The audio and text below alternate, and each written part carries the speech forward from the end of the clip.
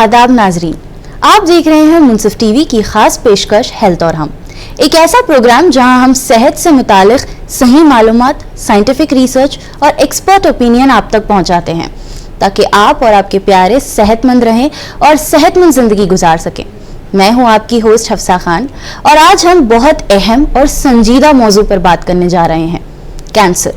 दुनिया भर में हर साल लाखों लोग इस मर्ज का शिकार होते हैं, लेकिन साथ साथ मेडिकल साइंस भी तेजी से तरक्की कर रही है।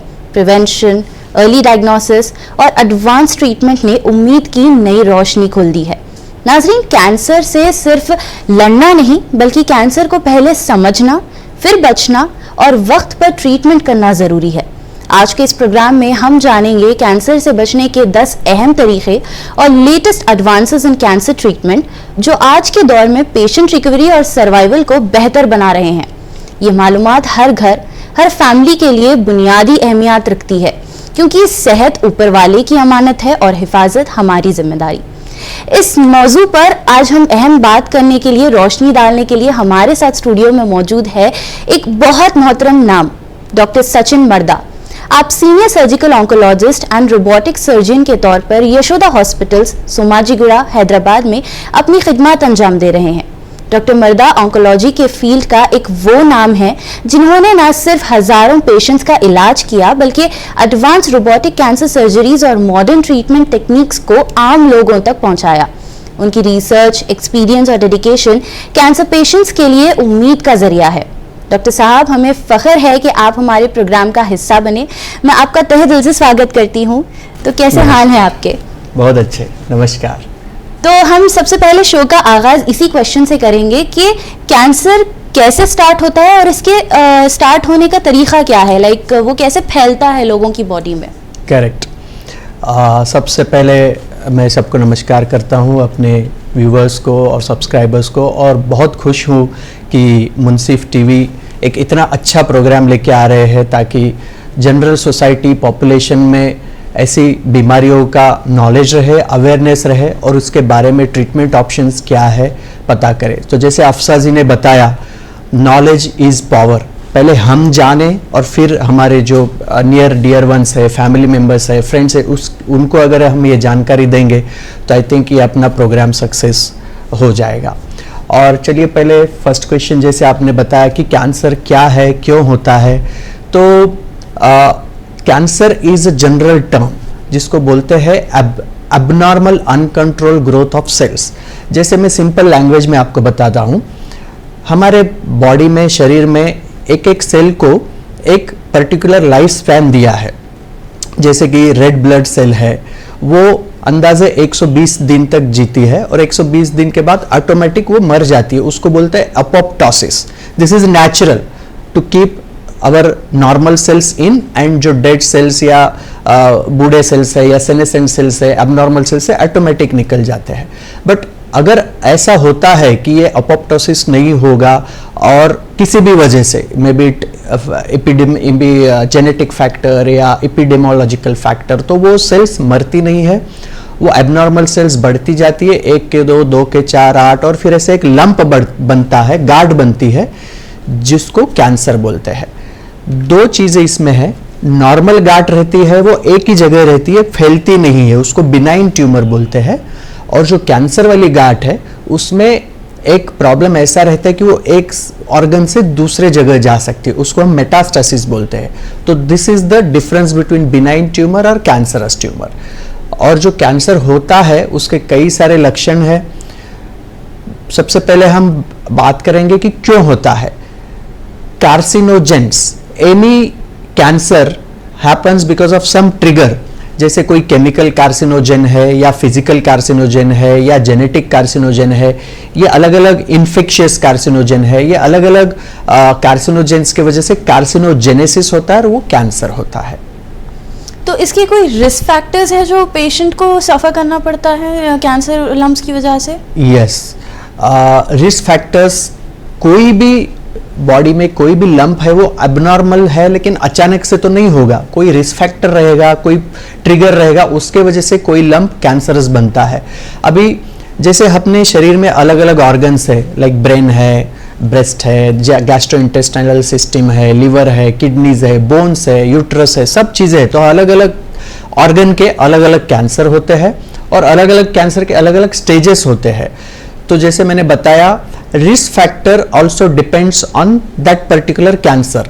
अभी for example common risk factors है जो हर एक बॉडी को, हर एक ऑर्गन को अफेक्ट करते हैं, जैसे है स्मोकिंग या कोई फिजिकल कार्सिनोजन या रेडिएशन कार्सिनोजन, जैसे स्मोकिंग है, अल्कोहल है, टोबैको है या काफ़ी पोल्यूशन है। ये सब चीज़ें फिजिकल कार्सिनोजन से, जिससे बॉडी में म्यूटेशंस हो जाते हैं।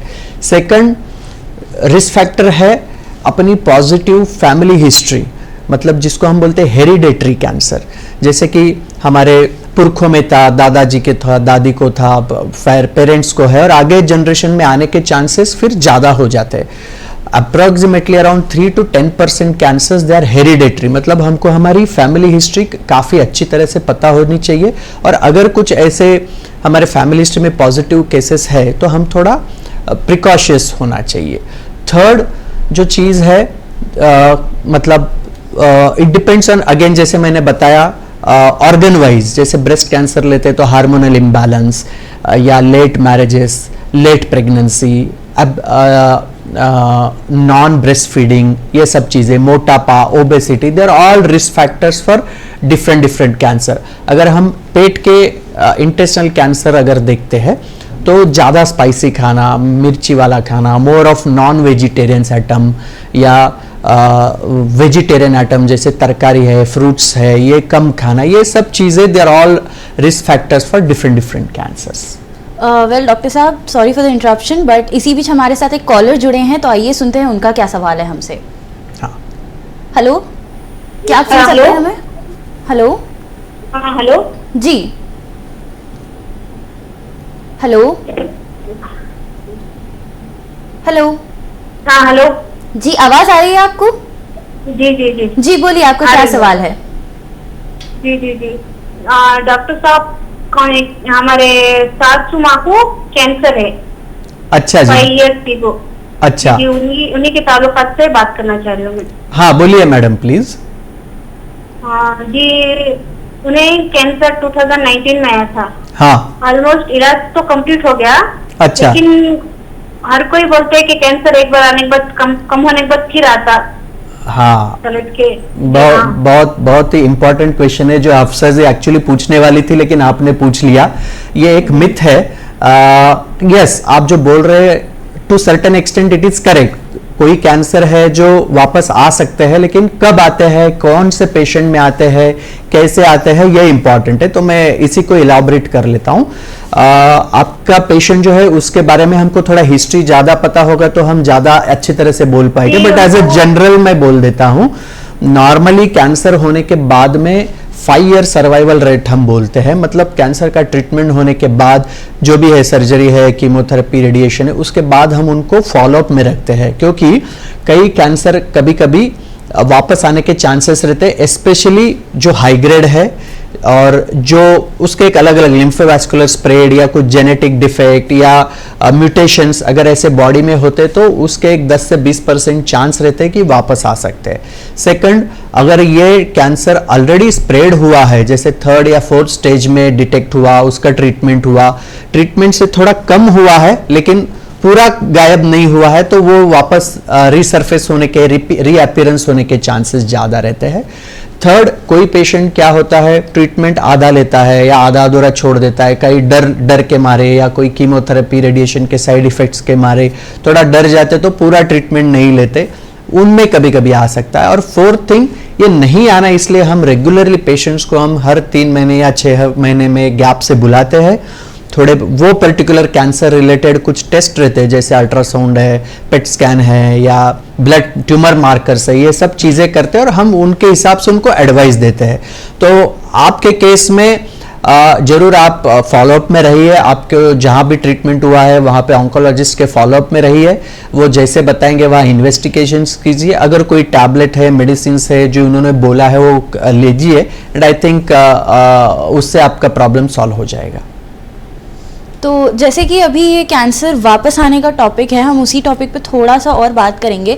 तो क्या ये वार्निंग साइंस में से कंसिडर होता है, एंड ऐसे कौन से पर्टिकुलर कैंसर्स है जो वापस आने के लाइक चांसेस बढ़ते हैं और ज़्यादा? यस, तो एग्जैक्टली जो मैंने अभी बताया था, जो हाई ग्रेड ट्यूमर्स है, जो ऑलरेडी एडवांस स्टेज में है, 4th स्टेज में है, या फिर पेशेंट का कुछ जेनेटिक इश्यूज है जिसके बदौलत फैमिली हिस्ट्री पॉजिटिव, तो कभी something called as HBOC, hereditary breast and ovarian cancer syndrome, या BRCA1 BRCA2 genetic mutations positive, तो एक ब्रेस्ट में आने के बाद दूसरे ब्रेस्ट में भी आ सकता है, या यूट्रस में आ सकता है, या अगर पेशेंट जैसे ओरल कैंसर है, काफ़ी पेशेंट हम ट्रीटमेंट करते हैं जो गुटखा टोबैको लेते हैं, उसको ओरल कैंसर होता है लेकिन वो छोड़ते नहीं है इस ट्रीटमेंट के बाद, या जो स्मोकिंग करते हैं, लंग कैंसर है।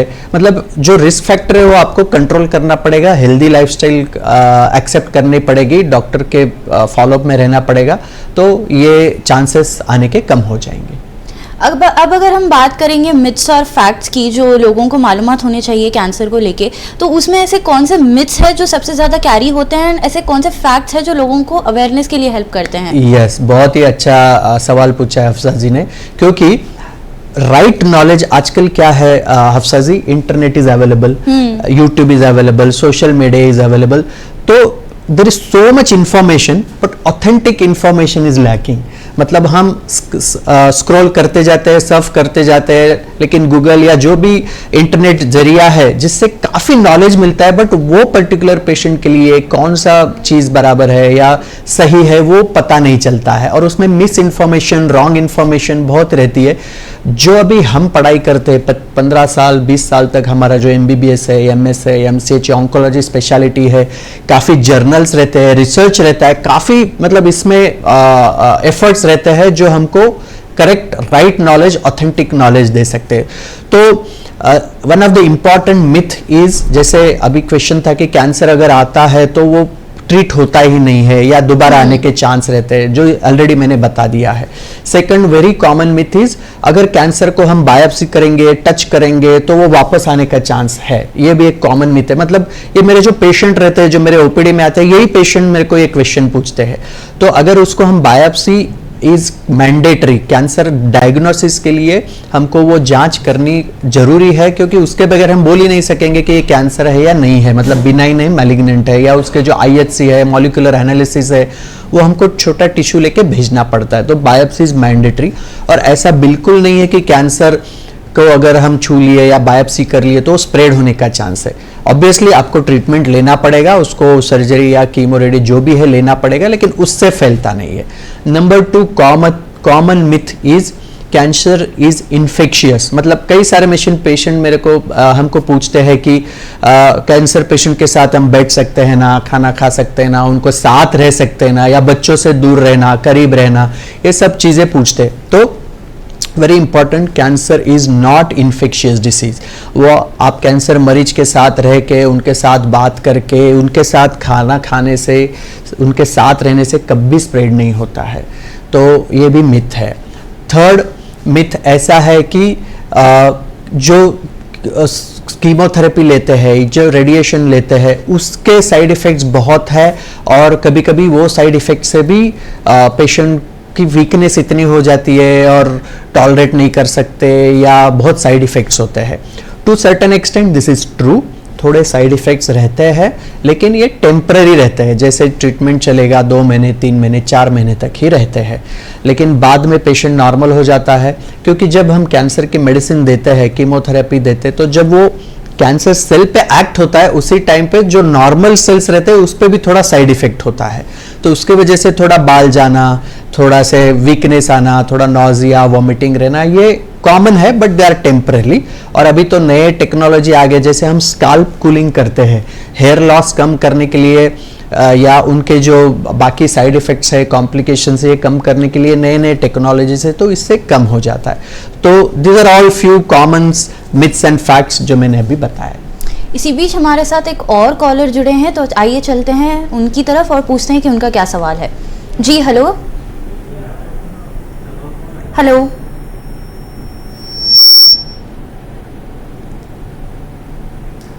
लगता है कॉल हमने हमारी तरफ से डिस्कनेक्ट हो गया है, तो चलिए आगे बढ़ते हैं एक और सवाल के साथ। Yes. ऐसे कई सारे कैंसर्स हैं जो क्यूरेबल भी हैं, कई सारे ऐसे कैंसर्स हैं जो नॉन क्यूरेबल भी है। Yes. तो ऐसे कौन से पर्टिकुलर है जो क्योर हो सकते हैं, ऐसे कौन से है जो अनक्योरेबल है? हाँ, बहुत अच्छा। जैसे पहले मिथ के बारे में था कि कैंसर क्यूरेबल ही नहीं है, यह भी मिथ है।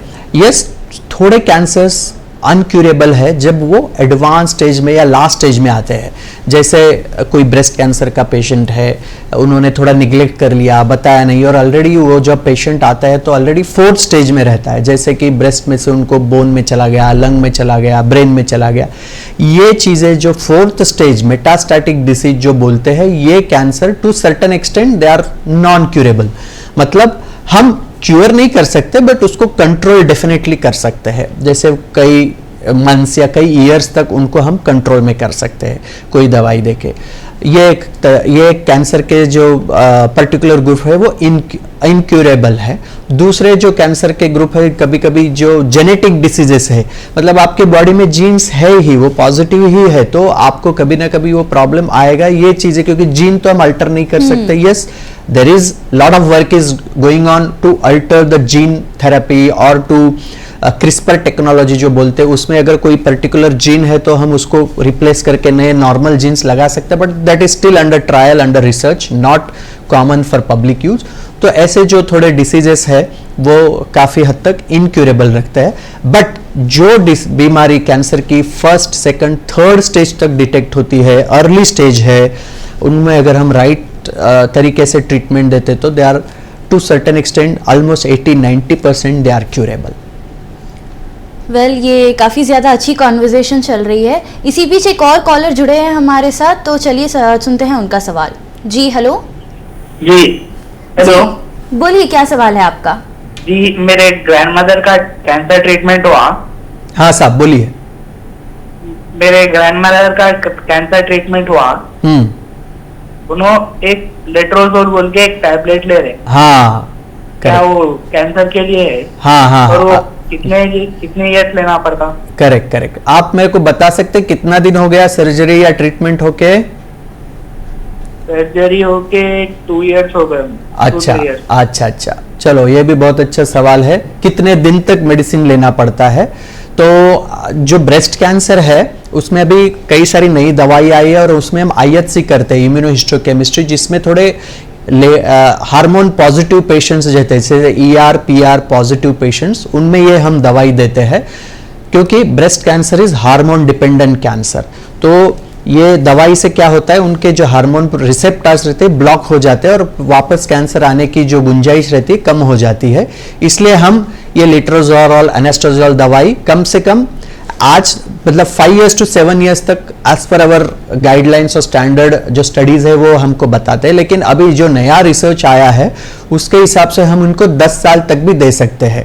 ये टैबलेट आपको 5 years मिनिमम लेना है, उसके ऊपर depends on the patient condition. अगर कुछ साइड इफेक्ट्स नहीं है, कुछ प्रॉब्लम नहीं, तो हम 5 to 10 years तक भी एक्सटेंड कर सकते हैं।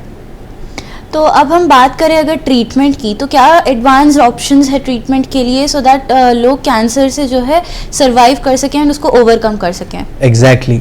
तो जैसे technology is growing by leaps and bounds, जैसे हमारे पास पहले नॉर्मल लैंडलाइन फोन होते थे और अभी मोबाइल फोन्स है, everything is on a tip of finger. मतलब म्यूजिक है, कैमरा है, फोटोग्राफी है, बैंकिंग है, एवरीथिंग, सोशल मीडिया, सब मोबाइल पे अवेलेबल है। वैसे ही कैंसर ट्रीटमेंट इतनी एडवांस हो गई है कि जब मैं 20 साल पहले पढ़ता था, जब हम जैसे ट्रीटमेंट करते थे और अभी हम जो ट्रीटमेंट कर रहे हैं उसमें काफ़ी ज़मीन आसमान का फ़र्क है। तो धीरे धीरे मैं बताऊंगा।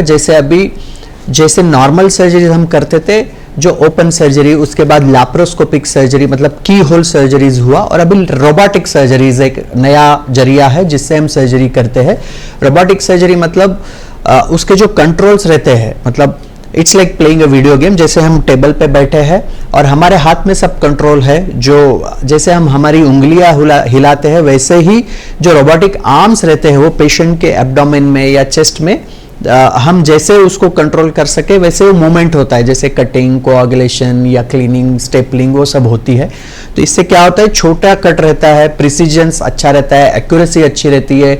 बड़े से बड़ी कॉम्प्लिकेटेड सर्जरी जैसे यूट्राइन कैंसर है या रेक्टल कैंसर है या इसोफेजियल थोरैसिक कैंसर है, ये कम साइड इफेक्ट्स में हो जाती है, लैटरल डैमेज कम रहता है और तीसरे चौथे दिन अर्ली डिस्चार्ज भी हो जाता है, नंबर 1। नंबर 2, जैसे अभी पेट स्कैन जैसे एक इन्वेस्टिगेशन है जिसमें बॉडी का पूरा हमको एक एक हिस्सा देख सकते हैं हम। अगर सेल्स 1 सेंटीमीटर का भी ट्यूमर कहीं स्प्रेड हुआ है या साइज कितना है, रिस्पॉन्स कैसा है, ये हम देख सकते हैं होल बॉडी पेट स्कैन से। तीसरा, जैसे नॉर्मल कन्वेंशनल कीमोथेरेपी थे जिसके थोड़े साइड इफेक्ट ज़्यादा थे, जैसे हेयर लॉस जाना, ब्लड कॉम्प्लिकेशंस होना या वीकनेस, फटीग होना, जब तो अभी हम टारगेटेड थेरेपी दे रहे हैं, इम्यूनोथेरेपी दे रहे हैं, मोनोक्लोनल एंटीबॉडीज दे रहे हैं, जिससे जो पेशेंट को साइड इफेक्ट्स है बहुत काफ़ी हद तक कम रहते हैं, टॉलरेंस बढ़ जाता है, कॉम्प्लायंस बढ़ जाता है और जो कॉमन साइड इफेक्ट्स काफ़ी कम हो जाते हैं। और तीसरा जो है, जो रेडिएशन टेक्नोलॉजी, कई रेडिएशन टेक्नोलॉजी में ऐसे मतलब प्रिसाइज एक्यूरेसी के साथ रेडिएशन देते हैं, जैसे कि उसका लैटरल थर्मल डैमेज कम हो जाता है। तो ये सब चीज़ें इतनी अच्छी डेवलप हो गई है, और जेनेटिक थेरेपी है, वैक्सीन्स है, इम्यूनोहिस्टोकेमिस्ट्री है, these are all new technologies which are helping us to treat the cancer patients in more effective way, at the same time with minimal complications to the patients. इसी बीच हमारे साथ एक और collar जुड़े हैं, आइए पूछते हैं उनका सवाल। हेलो। हेलो, अस्सलाम वालेकुम। वालेकुम अस्सलाम। जी बोलिए। मेरा नाम मौसम है, मैं निज़ाम से बात कर रहा हूँ। जी हाँ बोलिए साहब, मैं सुन रहा हूँ, आपका सवाल पूछिए। सर, ये कैंसर अपने को जो मालूम कितने स्टेज पे होता है सर? क्या मालूम? कैंसर कितने स्टेज पे होता है कैंसर है बॉडी में इंप्रूव हो रहा? हाँ देखिए, कैंसर के टोटल 4 स्टेजेस रहते हैं। Stage 1 and 2 they are early cancer, 3 is little intermediate cancer और 4th इज एडवांस कैंसर। तो मतलब एक जगह से कैंसर कितने साइज में, कितने आजू बाजू के हिस्सों में और बॉडी में स्प्रेड हो रहा है, उसके हिसाब से उसका स्टेजिंग रहता है। फॉर एग्जाम्पल, अगर हम लेते हैं पेट का कैंसर, अगर वो एक ही जगह है, स्टमक में है, तो फर्स्ट स्टेज रहता है। अगर वो लिम्फ नोड्स में आ गया, बाजू के हिस्से में आ गया, तो स्टेज 2 और 3 हो जाता है। और अगर वो लिवर में, लंग में, दूसरे एरिया में स्प्रेड हो गया तो 4th स्टेज हो जाता है। तो अलग अलग कैंसर के अलग अलग स्टेजेस के हिसाब से उसका ट्रीटमेंट रहता है। और जो पेट स्कैन एक हिस्सा है, जो एंडोस्कोपी है या सीटी स्कैन है, बायोप्सी है, पेट स्कैन है, ये सब इन्वेस्टिगेशन से हम कैंसर एग्जैक्टली कौन से स्टेज में है, वो कितने तेजी से, फास्ट रफ्तार से बढ़ रहा है या कम हो रहा है, वो हम देख सकते हैं। उसके हिसाब से हम ट्रीटमेंट दे सकते हैं। हमारे साथ इसी बीच और एक कॉलर जुड़े हैं, आइए उनसे भी बात करते हैं हम। हेलो। हेलो जी, आप आवाज आ रही है आपको? जी आ रही है। जी बोलिए। मेरा सवाल ये है कि यह मुंह के जो कैंसर होता है, इसके लिए किस तरह शफा हो सकती है, इसके लिए कुछ इलाज हो सकता है क्या? हाँ, बहुत अच्छा क्वेश्चन पूछा है, क्योंकि हमारे पास इतने सारे ओरल कैंसर, मुंह के कैंसर के पेशेंट आ रहे हैं, क्योंकि India is capital of oral cancer. दुनिया में सबसे ज़्यादा oral cancer, tongue cancer, head and neck cancer के मरीज इंडिया में ज़्यादा है, क्योंकि हमारे पास जो रिस्क फैक्टर्स की बात की थी, जो गुटखा, टोबैको कंजम्पशन है, बहुत ज़्यादा है। तो फर्स्ट थिंग, जो risk factor, gutkha, tobacco, all those things avoid करना चाहिए। दूसरा, कभी कभी जो शार्प टीथ रहते हैं, कोई पेशेंट में वो गुटखा टोबैको नहीं खा रहे लेकिन तो भी कैंसर आता है, तो जो उनके शार्प टीथ रहते हैं, वो जब हम नींद में रहते हैं या खाना खाते हैं, तो हर बार वो अंदर के हमारे जो हिस्से हैं, जबान का हिस्सा या बकल मिकोजा का हिस्सा, उसको घस के वहाँ पे भी अल्सर हो सकता है, कैंसर हो सकता है। तीसरा, ओरल सबम्यूकस फाइब्रोसिस, मतलब जिनका मुंह कम खुलता है, मुंह मतलब नॉर्मली 3 फिंगर खुलना चाहिए, बट जिसका 1-2 फिंगर खुलता है, या जिसमें वाइट पैचेस रहते हैं, रेड पैचेस रहते हैं, जिसको हम ल्यूकोप्लेकिया या इरेथ्रोप्लेकिया या सबम्यूकस फाइब्रोसिस बोलते हैं, वो पेशेंट में कैंसर आने के हिस्से चांसेस ज़्यादा रहते हैं। तो मैं आप सब लोगों को ये रिक्वेस्ट करूंगा कि एवरीडे मॉर्निंग हमारा ओरल कैविटी देखना है। जब हम ब्रश करते हैं तो 2 बार ब्रश करना है, मॉर्निंग इवनिंग, और अंदर कहीं छाला नहीं है, काफी दिनों से है, 2-3 महीने से है, छाला नहीं है, छाला है लेकिन वो भर नहीं रहा है, ये हम देखना है। और सबसे इंपॉर्टेंट थिंग, जो मुंह के कैंसर है, छाले है, वो उसमें दर्द नहीं रहता। तो आज ही सवेरे मेरे पास एक पेशेंट आया जिसको मुंह में जबान पे छाला है लेकिन उनको दर्द नहीं है, इसलिए उन्होंने 2-3 महीने डिले किया। तो non healing ulcer without pain, painless non healing ulcer is very very serious condition जो कैंसर में बदलाव आ सकती है। तो ये हमको गौर करना चाहिए। यहाँ पे नेक नोट्स आते हैं तो वो चेक करने चाहिए। अगर ऐसा कुछ रिस्की चीज हमको दिख रही है तो तुरंत अपने ऑन्कोलॉजिस्ट या डेंटिस्ट के पास जाके दिखा देना चाहिए।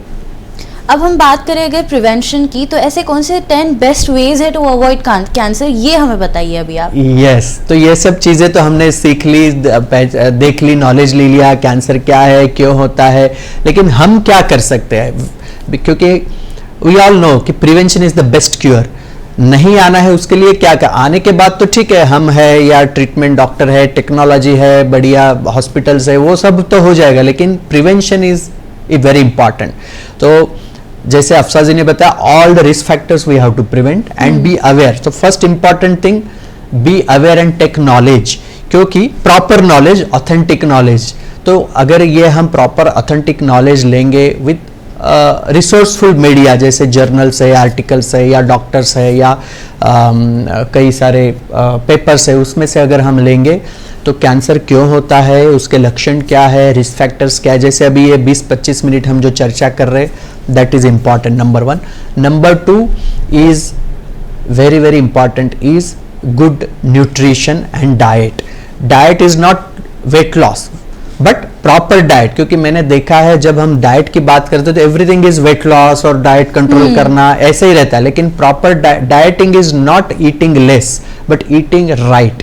तो वो हमको देखना है, जिसमें नॉनवेज आइटम्स जो है उसका कंजम्पशन कम करना है, ज़्यादा तली हुई, उबाली हुई, मतलब डीप फ्राइड आइटम्स कम करना है, जो बाहर के रेस्टोरेंट का खाना या बाहर का खाना, ब्रेड आइटम्स, ये सब कम करना है। आई मीन ऑल दो सॉफ्ट ड्रिंक्स जो हाई एनर्जी ड्रिंक्स रहते हैं, हाई कैलोरीज रहते हैं, बट उसमें हाई कार्बोहाइड्रेट्स भी रहते हैं, उससे स्टमक कैंसर, इसोफेजियल कैंसर आने के चांसेस ज़्यादा रहते हैं।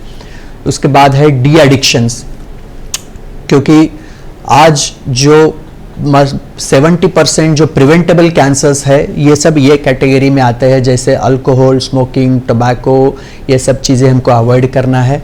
और क्या करना है उसकी भी एक लिस्ट है। तो इसमें हमको डाइटिंग में हरी सब्जी, green fish, vegetables, fruits, less carbohydrate diet, low GI index diet, ऐसे हमको खाना है। ज़्यादा स्पाइसी, बहुत मिर्ची वाले और तले हुए कम करना है, और बहुत ठंडा, बहुत गर्म, कभी कभी हम क्या करते हैं बहुत गर्म भी लेते हैं, बहुत ठंडा रेफ्रिजरेटेड आइटम भी लेते हैं, तो ये चीज़ें कम करनी है। Reduce the use of plastics, क्योंकि प्लास्टिक्स में माइक्रो प्लास्टिक्स रहते हैं, कोई भी प्लास्टिक के कंटेनर में खाना है या पीना है, ये कम करना है।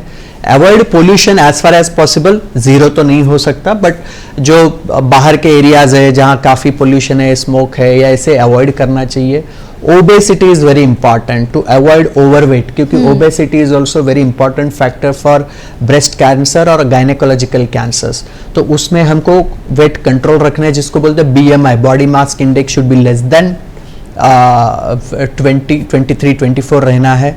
ये चीज़ें इंपॉर्टेंट। उसके बाद साथ कोई अभी आपको फैमिली हिस्ट्री पता रहनी चाहिए, जिसमें आपको आपके एल्डर जनरेशन में अगर कोई कैंसर है तो आप उसके हिसाब से थोड़ा कॉशियस रह के डॉक्टर साहब को बता देना चाहिए।